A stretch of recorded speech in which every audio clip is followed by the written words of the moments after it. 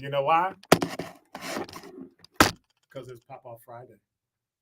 And I'm not putting up with stuff today. I'm not putting up with it.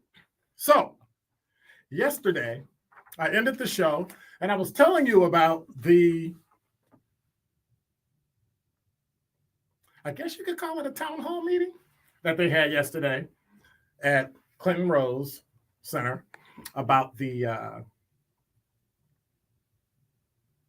sales tax, right? So I listened to the what do you call them? The budget director for the city discuss the issues. It wasn't anything that I hadn't heard before. It wasn't anything that they came up with that I went, oh, wow, I didn't know that.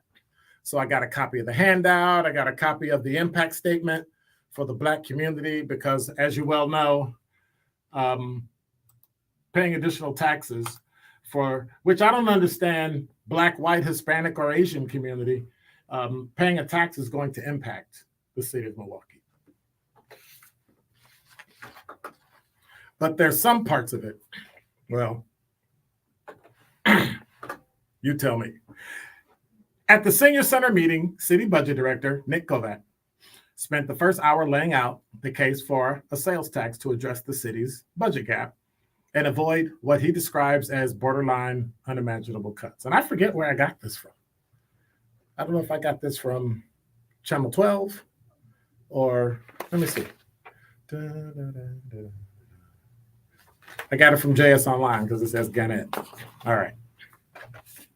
But residents were mostly uninterested in his pitch because they really didn't care because they had already made up their mind. Regardless of their opinion on the sales tax, attendees universally expressed opposition to the policy changes the local government funding law requires for the city, even if the sales tax is not imposed. Well, Hamilton Williams described the restrictions placed on Milwaukee as apartheid stipulations. She called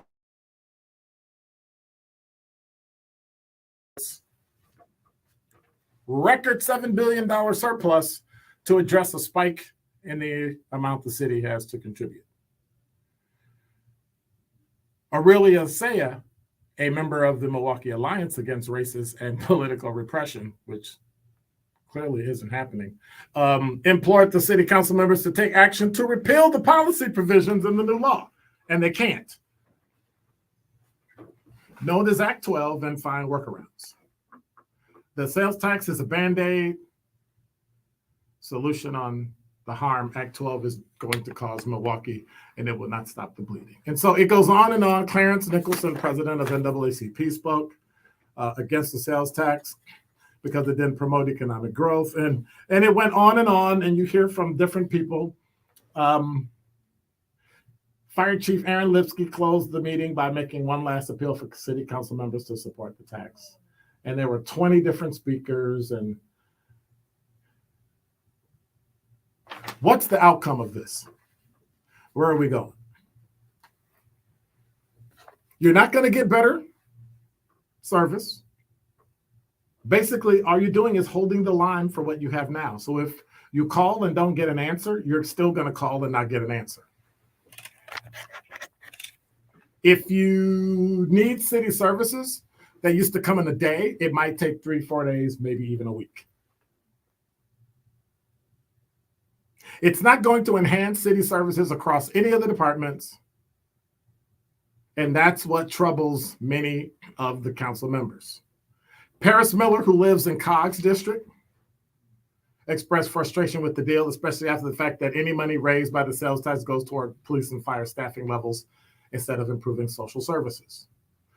She said the only real winner out of this is the police. Well, the police really didn't win. The city wins. If you have more police, the understanding is you should be more safe.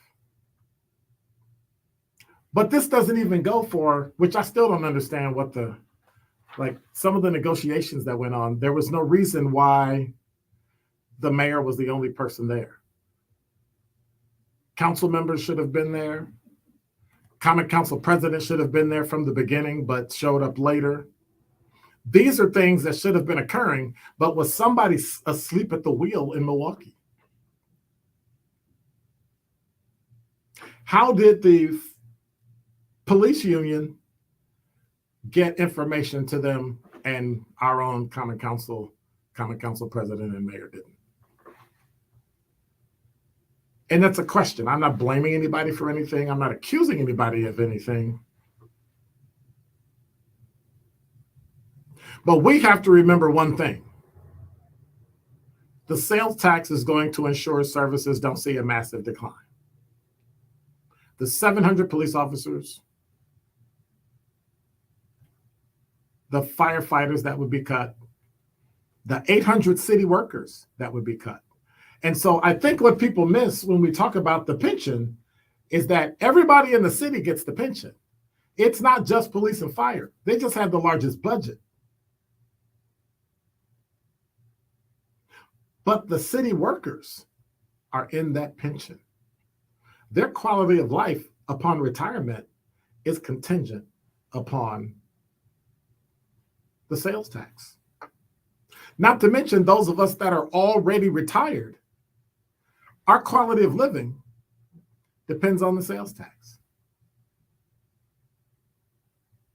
And so those of you that are screaming to repeal it, my question is, what's your solution? Do city services, who was it? Borkowski raised concerns about blowback from constituents if city council members here vote to implement a sales tax that don't enhance city services. Somebody said city services suck. Okay, but they've sucked since I've been here. That's 30 years ago. They were bad when I got here. They're bad now. Are there any cities that have really good city services anyway? Can't make everybody happy. But without a sales tax,